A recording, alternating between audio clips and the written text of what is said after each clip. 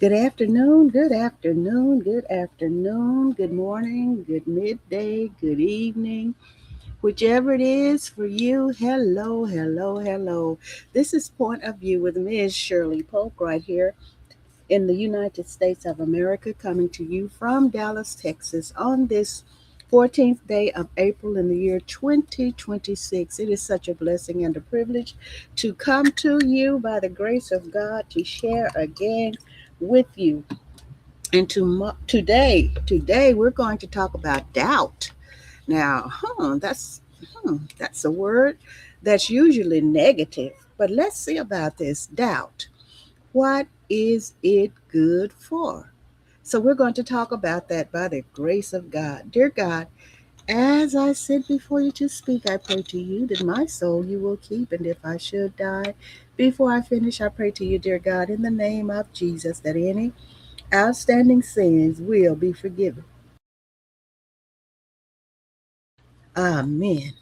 Such a wonderful day here in Dallas. It's overcast, which is still a beautiful day to me. It's still a beautiful day every day. Rain, storm, sleet, snow, hail, whatever it is, it's a great day for me. And even though it's inclement weather, for many people, whatever it is, heat, cold, whatever, I pray for everyone. And I thank God for each and every day of life. So we're going on and talking about doubt, the purpose of doubt, the purpose of doubt. And this is my assistant, one of my assistants, Bing.com, Catalyst for Personal Growth and Self Discovery. The purpose of doubt in our lives. Doubt serves as a catalyst for personal growth and self discovery.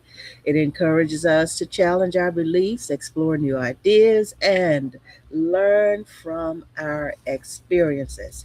By questioning our assumptions and being open to new perspectives, we can navigate complex situations more effectively and make more informed decisions. Doubt also helps us avoid acting on every passing idea. Oh, yes. Didn't think we were going to get that deep into it, did you? Oh, yes. Thank you, God.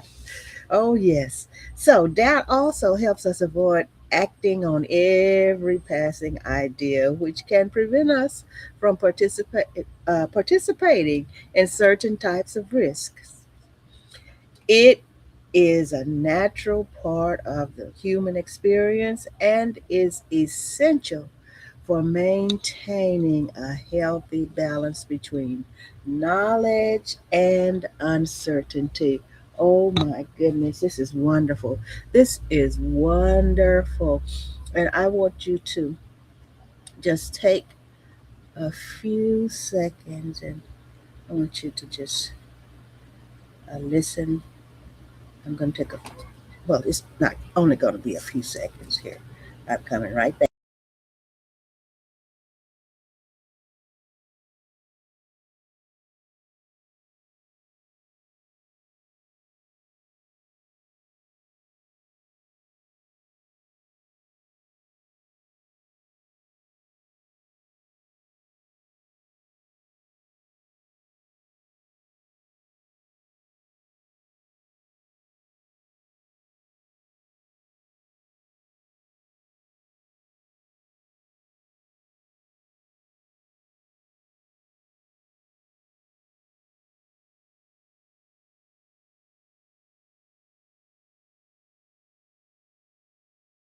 I think that cayenne pepper got to me.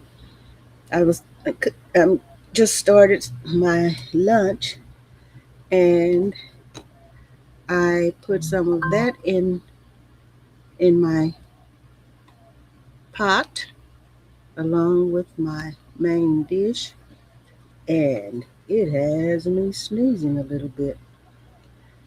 But hey, I'm able to sneeze. Thanks be to God. It's such a wonderful day. Thank you for being here. Thank you for joining me. You're awesomely wonderful. Oh, yes, you're awesomely wonderful. Yes. It's such a wonderful day. Thank you for being here. Now, all right, I will continue by the grace of God. So, we're talking about the purpose of doubt in our lives, and I just finished, and that was an excerpt from Psychology Today, which we do have a piece from Psychology Today. So, let me go to mindful.org, mindful, and talk about doubt. We're hardwired to doubt. It's amazing, isn't it? And we've been taught that doubt is bad. But then we know in our minds when something comes up, sometimes we say, I wonder if this should be, or if I should take part in this, or if I should believe this. That's doubt. That's doubt. And it's for us, it keeps us alert. Healthy mind, healthy life, mindful.org. We're hardwired to doubt, and it's a good thing. And this is by Mitch Ablett. And this was released November the 1st, 2025. Doubt helps us avoid acting on every passing idea which can help us or which can prevent us from participating in certain types of risk. We should all cut ourselves some slack for how much we doubt. If you take seriously what research suggests, we may actually be wired for it. Overt evidence of a biological basis for doubt comes from neuroscientific findings by researchers at the University of Iowa College of Medicine. Eric Asp and colleagues presented 8 different consumer advertisements to 18 patients who had suffered localized damage to an area of the brain called the ventromedial prefrontal cortex, VMPFC. Okay, lowercase vm, capital PEC. That's the acronym. As well as to 2 other group of patients, some with damage in the brain, but outside the specific area. And the other group, a set of healthy, controlled patients, okay? Healthy, controlled patients. Now, based on foregoing studies, the researchers suspected that the VMPC brain region plays a role in facilitating self protective skepticism, for example, for misleading ads. Okay, so study results suggested that patients with VMPFC damage were significantly more likely to be swayed to purchase products from these ads than patients with other forms of brain damage or healthy individuals. And so here's an insert in here. Researchers suspected that ventromedial prefrontal cortex brain region plays a role in facilitating self-protective skepticism. Okay? Now, we should be grateful that evolution handed us the VMPC's ability to detect quackery and facilitate a questioning, clarity seeking mindscape. And if you happen, hypothetically, of course, to have a wife or husband who is more than a little frustrated with your Amazon purchasing of less than sensible products, then direct her or him to Ask's study. See, honey, it's not me. It's my insufficient VMPEC. VM, I keep saying PEC, but it's PFC. So please excuse me, okay? It's my insufficient VMPFC. So without the brain's ability to engage in this scanning of other information passing through our moment to moment awareness, we're more at risk for self and other sabotage. We therefore benefit from our brain's built in skepticism as long as we don't take our doubting to extremes that bind up our well being and effectiveness in daily life. And there is always uh, a forewarning to remind us that anything can be taken to an extreme which will be unhealthy for us. Okay? So we have to remember that. Hi, David. I'm so glad you're with me. I love you. So glad you're here with me. The blind spots you can't afford. The blind spots you can't afford. We're talking about doubt, and we've been taught just about all of our lives that you don't doubt, you don't doubt, you believe, you believe, you believe, but doubt is built into us. Oh, yes, it is. And it's for our benefit as long as we don't take it to the extreme. That's where we have to be cautious. Cautious. So, the blind spots you can't avoid. Biologically, our bandwidths for accurately seeing the full range of reality are not as wide as you might think or wish for yourself. Even though about 1/4 of our brain's terrain is devoted to visual processing, our binocular vision affords us only a 200-degree horizontal view of the world, whereas a pigeon's monocular vision gives it an almost 360 view. Oh, don't we get into things that we haven't, many of us haven't been in before because it hasn't been our field of study. Okay, but this is really, really good for me. How about you?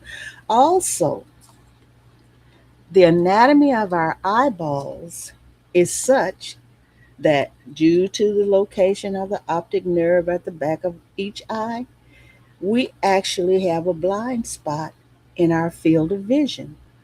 We don't see it because our brain automatically fills in the hole with information gathered from both eyes. So, what you see right now is, at least in part, an illusion. My goodness.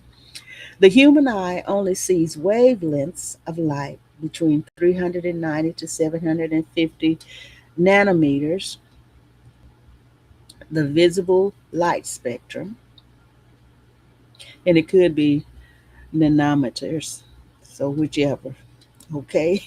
Nanometers or nanometers, all right? So the human eye only sees wavelengths of light between 390 and 750 nanometers, the visible light spectrum, whereas many animals can see in a far broader spectrum, like infrared wavelengths or night vision, to which we are blind. And this is only considering the sense of vision. Our perceptual apparatus is not only limited to how much information it can take in at any given moment, but our environment also distorts the content of our perceptions and behavior. So, speaking of visual limits, imagine being asked to watch a video clip of two teams, one wearing white, the other black, running in and among one another. Each team passing a basketball as quickly as possible between their teammates. If you were asked to accurately count how many passes the white team made in about 10 seconds of passing, do you think you would be able to do it? And I know we've tried things like this, haven't we? Just randomly tried to count certain things, and it hasn't been so successful all the time. So even If you were able to provide the correct number of passes to the experimenters in this research study, you still be very likely, about half of you, to miss the most relevant detail in the video clip. The moonwalking man in a gorilla suit who moved fluidly through the massive basketball players during the clip. And I'm thinking about how we watch football, how we watch basketball, even tennis, any of these sports, with so many people moving, so many things going on. Balls are involved, rackets are involved, flags with the referees, umpires, those things. There's so much going on in the field, so there is no way we can see the big picture, but we can't pinpoint everything that's happening at the same time. It's amazing, isn't it?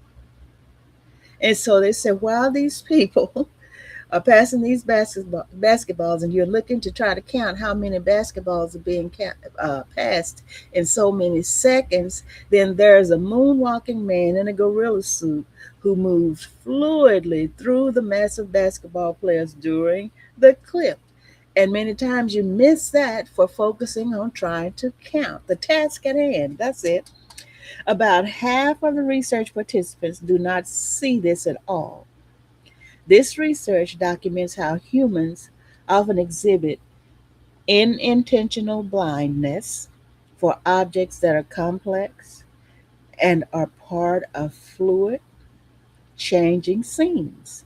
So, in the rush of things, and particularly when we've narrowed in on a specific expectation, for example, I think I'm going to drop the ball, we, or me in the case of that day in the outfield during a little league game, that's our author talking, okay, will drop it and miss the other details that could have shifted the outcome if we'd only noticed them.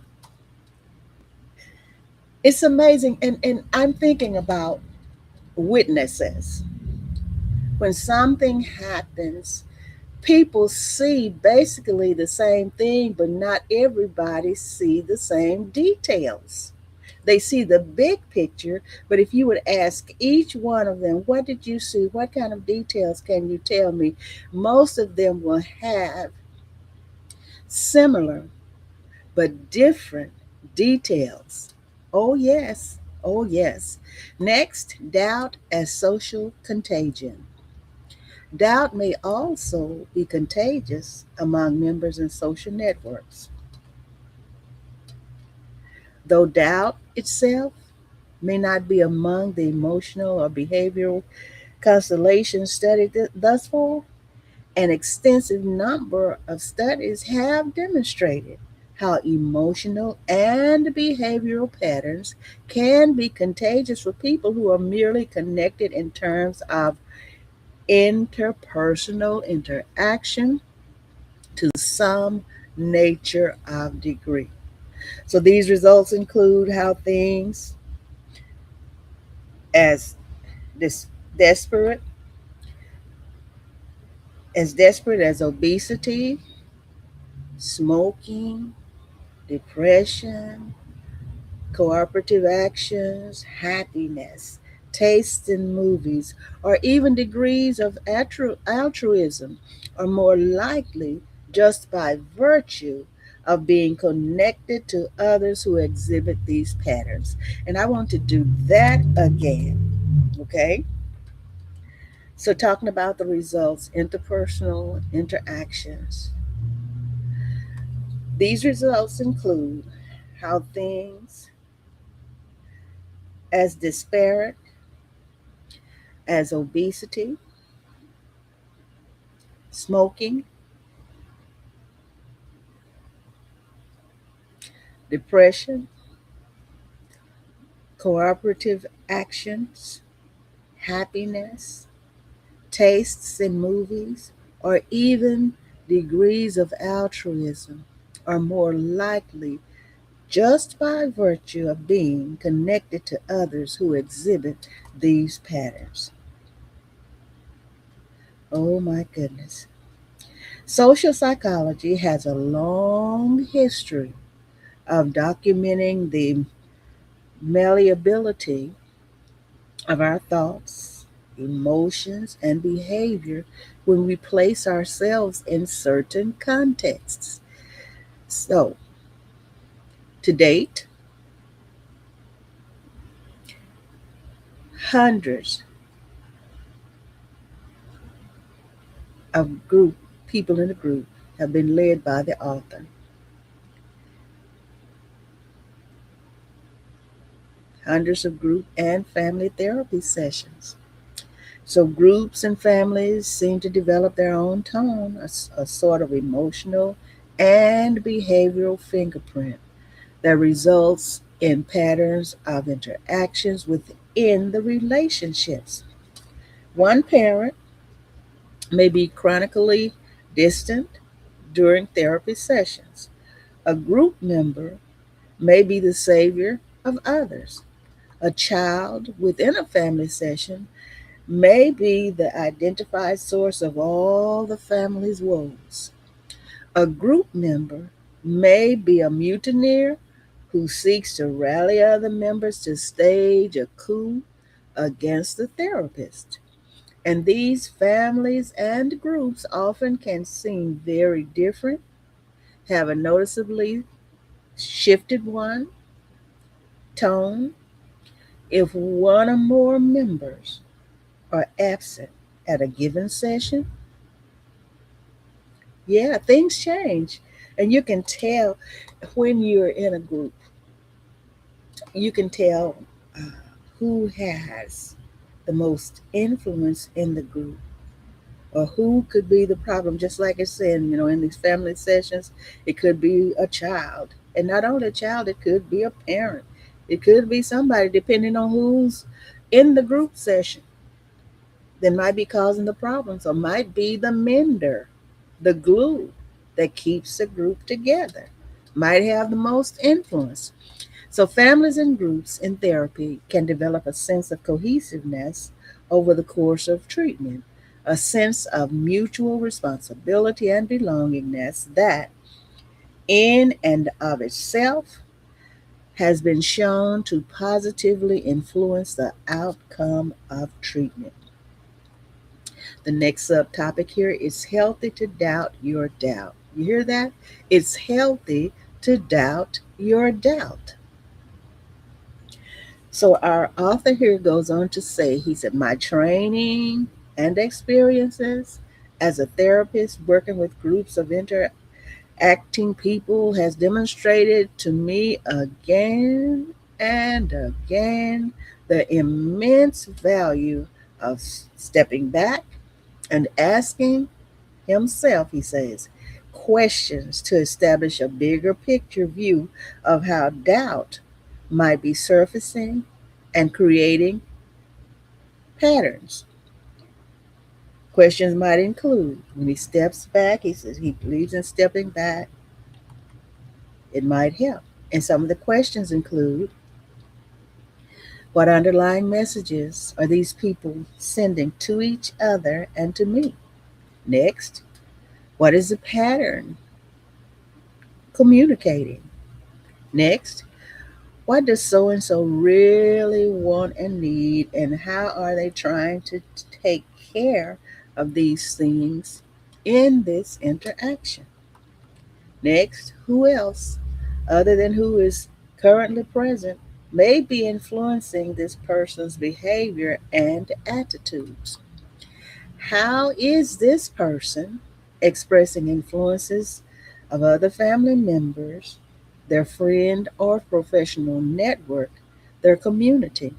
Next, if I had to do a complete accounting of all the forces affecting things right now, what might they be? What might I be missing? There's so many things to consider when you're counseling uh, people, individuals and groups. There's so much to consider. And this right here, what I like here is what else, other than who is currently present, may be influencing this person's behavior and attitudes. We know we have some people on the outside judging and putting their giving their input. Well, child, I don't know. These some of these therapists, they don't know what they're talking about. Or that might not be good for you, going in there talking about this, and then what good is it going to do? There are so many things, so many outside influences. Remember, I said that just a few minutes ago. You don't know who has input, who's infecting and affecting. There's so much to consider. So much to consider. We're talking about doubt. Oh, yes, doubt. The goal of this purpose of questioning is not that your immediate answers are absolutely correct, but rather that you're breaking free of snap judgments, which may be based on distortions and prejudices, and you're considering and generating alternatives, creating and creativity and change come from such a perspective. So, this would be a healthy questioning form of doubt. We cannot allow, as counselors, advisors, if we're really in it to help people, we can't afford to get it wrong. That's it in a nutshell. And that's why he's talking about stepping back and asking himself questions, not jumping to conclusions. Okay? So, to doubt is human. Just don't take your doubts so seriously, particularly the intense, skeptical kind, which, if given mindless birth, will be one of the highest hurdles to happiness of your life. That's what I said earlier. Just don't take your doubts so seriously. Don't let them engulf you. Don't let them overtake you, okay? So, what's the takeaway from this brief survey of doubt relevant research?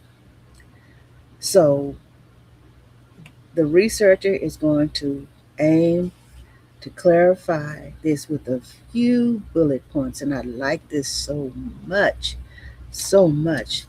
The first bullet point is doubting is inherent to the human brain, and therefore we should give ourselves a bit of breathing room for how readily doubt steps into our minds. The next is and and our brain based perceptual lenses are limited in scope and readily distorted by factors in our environments, and therefore then the next bullet point is we should learn to doubt the certainty and absolute conclusions of our mind, particularly at the extremes, creates. Okay? We should learn to doubt the certainty and absolute conclusions our mind creates. And it says, particularly at the extremes. So to doubt is human. And I repeat this, just don't take your doubts so seriously, particularly the intense, skeptical kind, which, if given mindless birth, would be one of the highest hurdles to happiness of your life. Now we're going to 5 signs doubt is present. 5 signs doubt is present. So, in this next section, we shift toward methods for working with and making a practice of the experience of doubt. In order to begin, it helps to first be able to recognize that you're stuck in doubt. It has a way of sneaking up on you, and so sniffing it out is key. Okay? So, here's some clues that doubt has descended. Here's some clues that doubt has descended.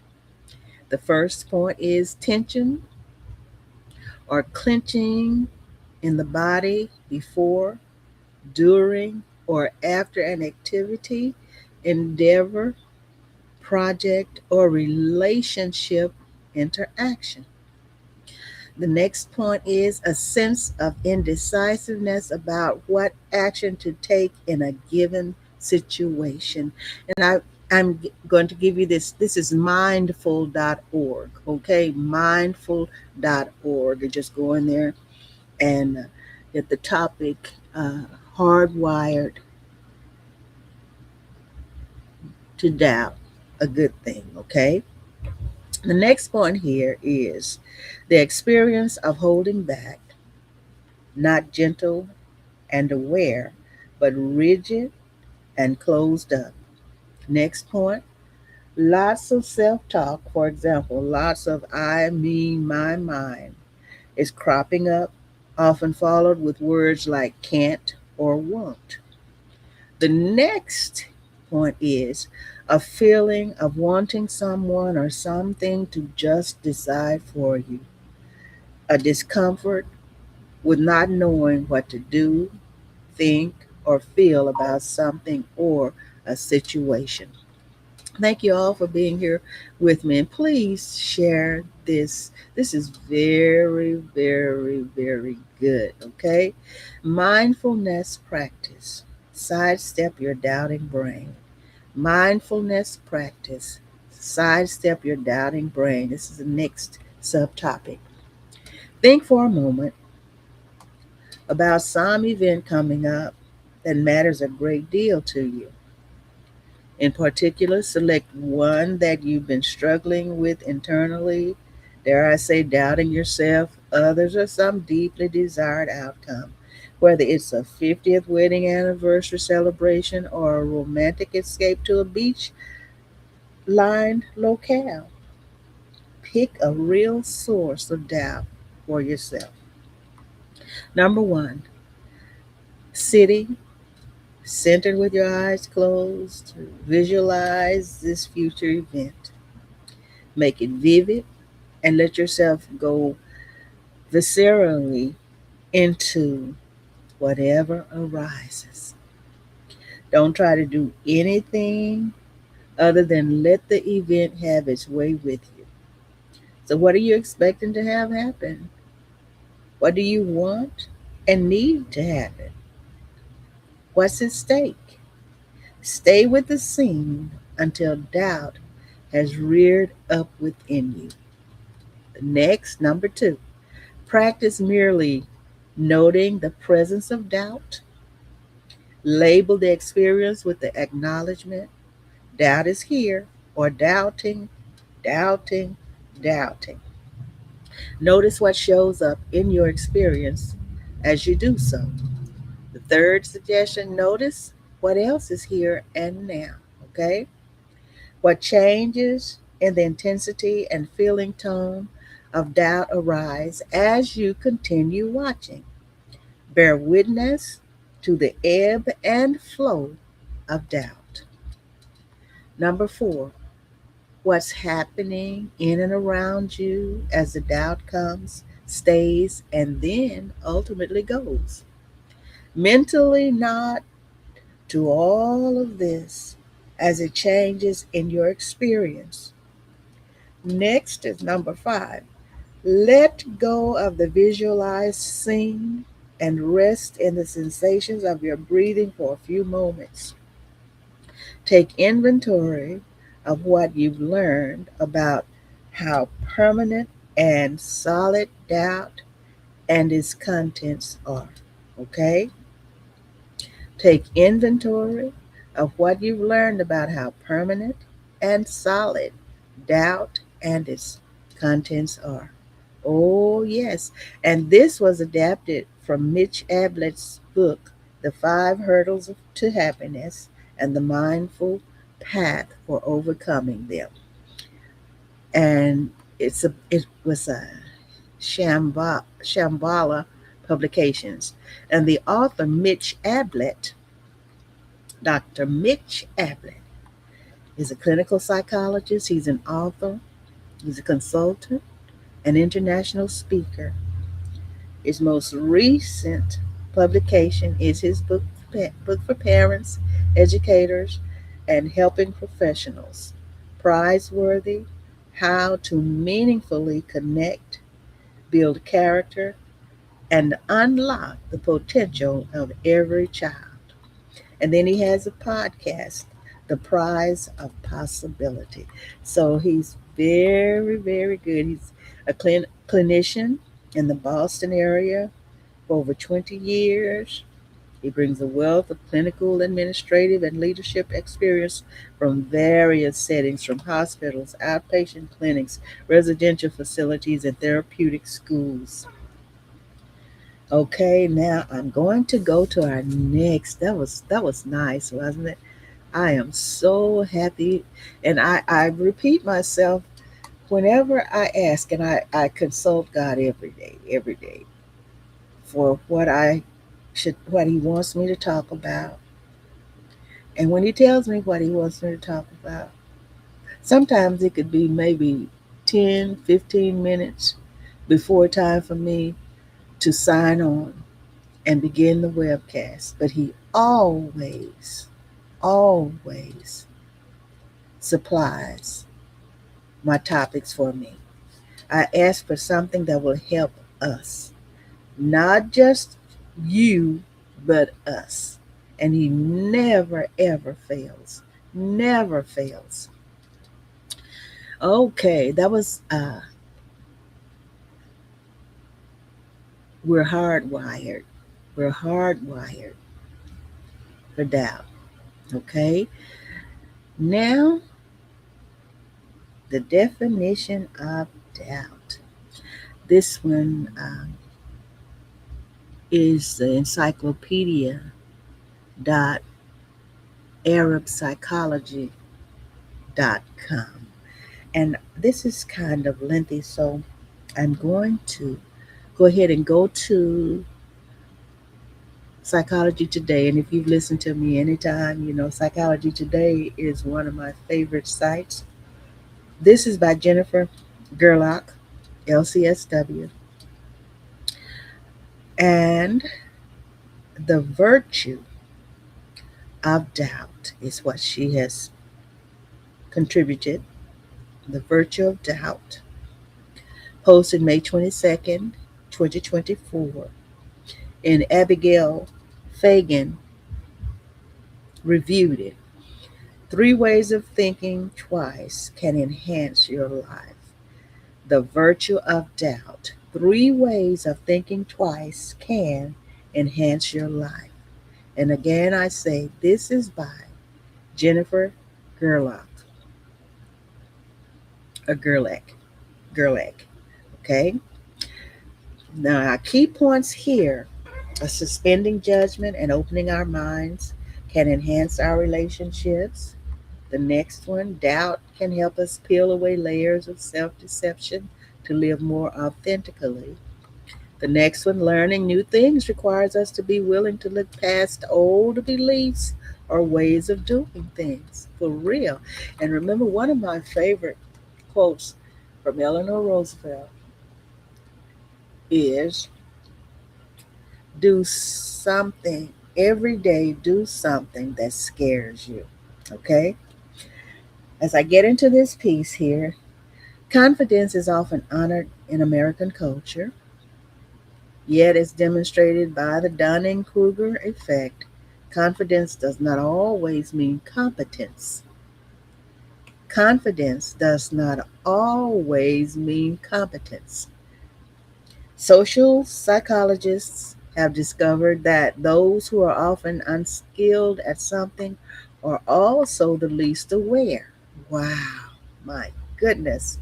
That is to be repeated.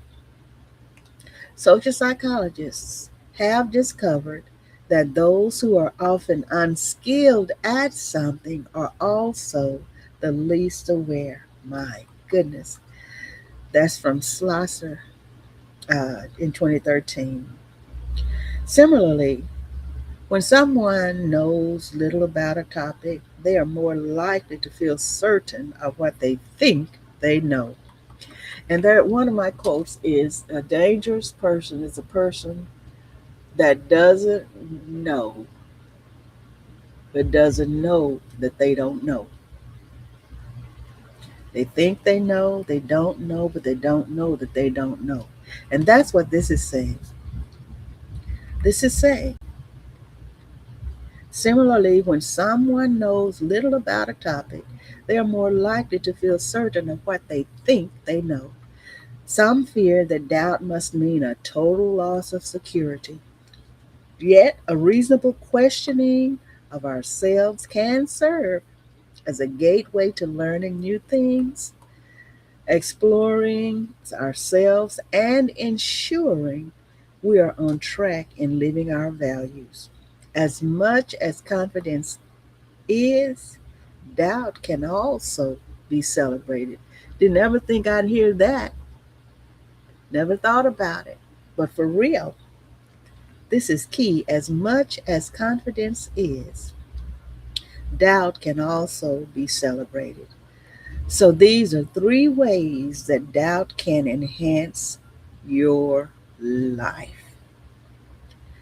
Number one, enhance relationships. In mentalization based therapy, there is something called a not knowing stance, wherein the therapist listens to understand while suspending assumptions. And remember, in this just the last article, it said things to ask yourself. He said to step back and listen. And this is exactly what she's saying here. This is exactly what she's saying. She said, in mentalization based therapy, there is something called a not knowing stance, wherein the therapist listens to understand while suspending assumptions. And that's what he was saying. He was saying in our early, the first article, the second one, he said that he step back and listen so that he wouldn't come to premature assumptions. And this is what she's saying too. And this came from Bateman in 2018. So often our sureness in what we believe we know about other people can get in the way of us truly relating. When we step away from our judgments, recognizing that we do not have access to each other's inner worlds unless others grant it to us, we prime ourselves to relate. Similarly, when we've already made up our minds about what someone has to say before they have said it based on the prejudices we have toward them, we automatically create distance. Number two, challenge self deception. Self deception is something we all deal with to one extent or another. It can be in small matters like telling ourselves we're enjoying a carnival when we are not, or greater issues such as unawareness of our addiction. Taking a moment to reflect gives us space to face ourselves, including parts that may be more difficult to accept. This can help us to take action on difficulties we may have previously been denying. And all of us have some things that we don't want to acknowledge. Oh, yes. But we first have to recognize and acknowledge the things that are going on in our lives in order to deal with them. Okay? Good and bad. Number three, learn new things. It's easy for us to get trapped in old beliefs or ways of doing things, sort of like a path in a field. The more we tell ourselves something, the easier it is to fall into that way of thinking. Doubt is hard. It's like taking a new path in the field. Still, that path can end with us gaining new perspectives, updating our ideas, and gaining new skills. Thank you, everyone. I appreciate you being here. So now we're going to close this out. This is short for psychology today, but it's working out with my time. In closing, while doubt may not often be revered in our culture, it holds many benefits. Doubt of ideas does not have to mean doubt of our value, but rather upholding our value high enough to question ourselves so that we can move toward what is most central. I like it. Ideally, we might seek to strike a balance between doubt and confidence, with both holding value. Oh, I like this. This is so good. And that's it, okay, for psychology today. Now let's go into doubt. Encyclopedia.arabpsychology.com. Doubt. Oh, yes. And it's just entitled Doubt. It was released September the 26th, 2025 by Mohammed Luti. Table of contents, the core definition of doubt, historical context, and philosophical roots of doubt, neurocognitive mechanisms underlying doubt, individual psychological effects of doubt, doubt in social and group dynamics, practical applications and significance of doubt, connections and relations to other psychological concepts. And so, with this, let me see, we have, I think it's 12 minutes. So, we might not get to finish this. The core definition of doubt. We're in encyclopedia.arabpsychology.com. The core definition of doubt. At its fundamental level, doubt is defined as a feeling of uncertainty or a lack of conviction concerning the truth, reality, or reliability of something. This cognitive and emotional state involves a suspension of judgment or belief, often arising when an individual is confronted with conflicting information, insufficient evidence, or a perceived ambiguity in a situation. It represents a state of mental irresolution where a definitive conclusion or a firm commitment to a particular idea, action, or belief is momentarily or sometimes persistently withheld. This intrinsic human experience is not merely an absence of belief, but an active process of questioning, evaluating, and deliberating, which can lead to profound psychological and behavioral outcomes.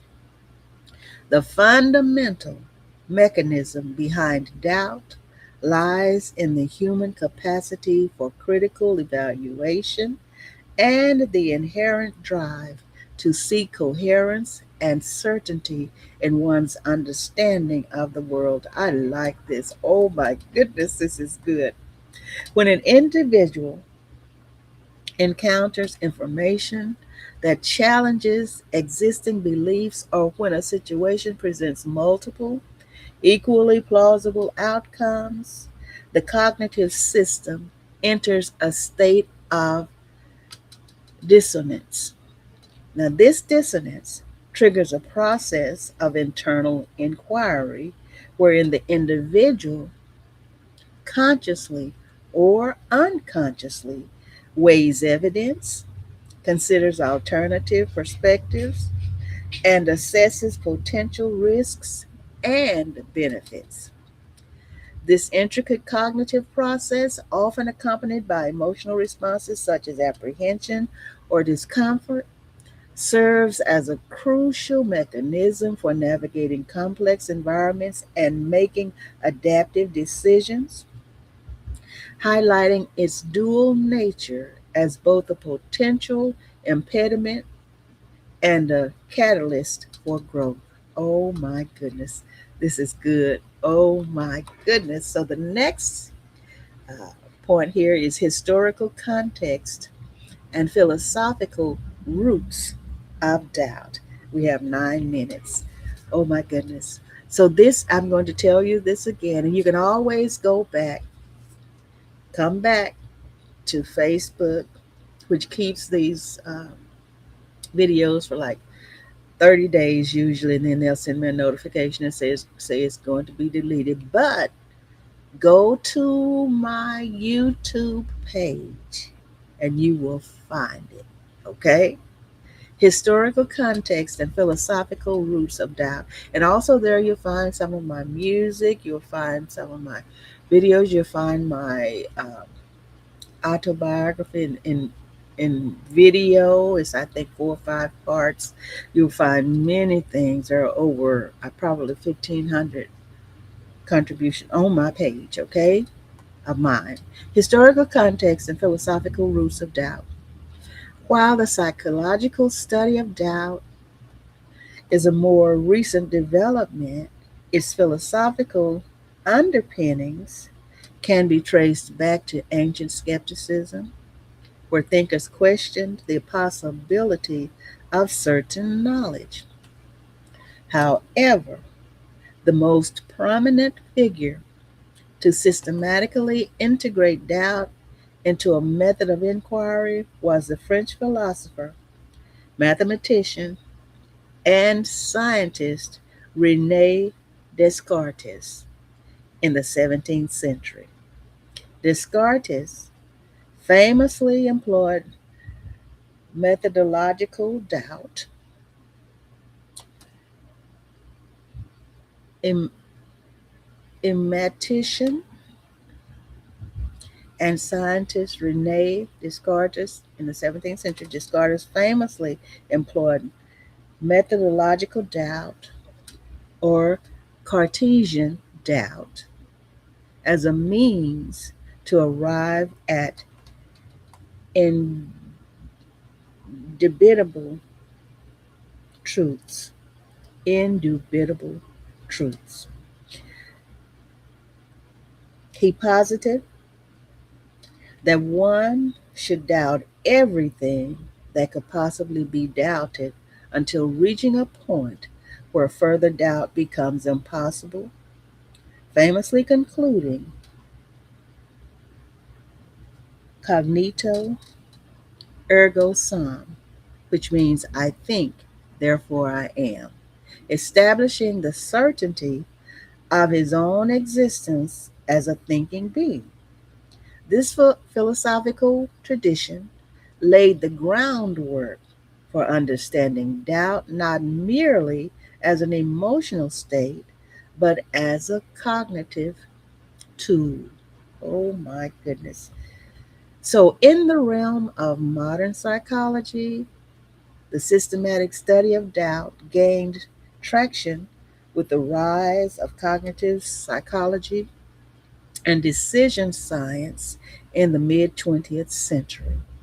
Pioneers like Daniel Kahneman and Amos Tversky, through their groundbreaking work on heuristics and biases, implicitly explored how uncertainty and doubt influence human judgment and decision making processes. Their research illuminated the cognitive shortcuts individuals employ when faced with a complex decision and the inherent limitations of human rationality under conditions of ambiguity. So, this shift from surely and purely philosophical contemplation to empirical investigation marked a significant turning point, allowing for the quantification and analysis of doubt's impact on individual and collective behavior. My goodness, 4 minutes. I'm going to do this uh, point here, and then I'm going to sign off, and I might record it and upload it, or I might just do a second part on Thursday. Hello, Lady Patsy. Thank you for being here with me. Neurocognitive mechanisms underlying doubt. The experience of doubt is not solely a conscious mental process, it is deeply rooted in complex neurocognitive mechanisms that involve various brain regions responsible for evaluating information, processing emotions, and facilitating decision making. Research in cognitive neuroscience suggests that areas such as the prefrontal cortex, particularly the ventromedial prefrontal cortex, and remember we talked about that in our second uh, piece here today, the VMPFC. Okay, that's the acronym. Okay, so, and I'm going to close after this. All right. Now, research in cognitive neuroscience suggests that areas such as the prefrontal cortex, particularly the ventromedial prefrontal cortex, which is the VMPFC, and the anterior cingulate cortex, which is the ACC, play crucial roles in detecting conflicting information and monitoring cognitive control. The VMPFC is implicated in integrating emotional and cognitive information to guide decisions, while the ACC is involved in conflict monitoring and error detection, signaling when an individual is in a state of cognitive discord, a precursor to the feeling of doubt. Oh my goodness. Okay. Furthermore, the interplay between cognitive appraisal and emotional processing is central to understanding doubt. When faced with uncertainty, the amygdala, a brain region central to processing emotions like fear and anxiety, can become highly alive, contributing to the uncomfortable subjective experience often associated with doubt. This emotional activation can, in turn, influence cognitive processes, potentially leading to increased rumination or avoidance behaviors. The brain's award system, involving regions like the striatum, also plays a role as the anticipation of potential positive or negative outcomes under conditions of doubt can modulate an individual's willingness to commit to a decision, reflecting the intricate neural architecture that underpins this faceted psychological state. And I'm going to stop there today. It's 1:59 p.m. here in the USA in the Central Standard Time Zone. I love you so much. Thank you for being here with me. And I will finish this, God willing. I will finish doubt. I love you. Enjoy the remainder of your day, night, evening, afternoon.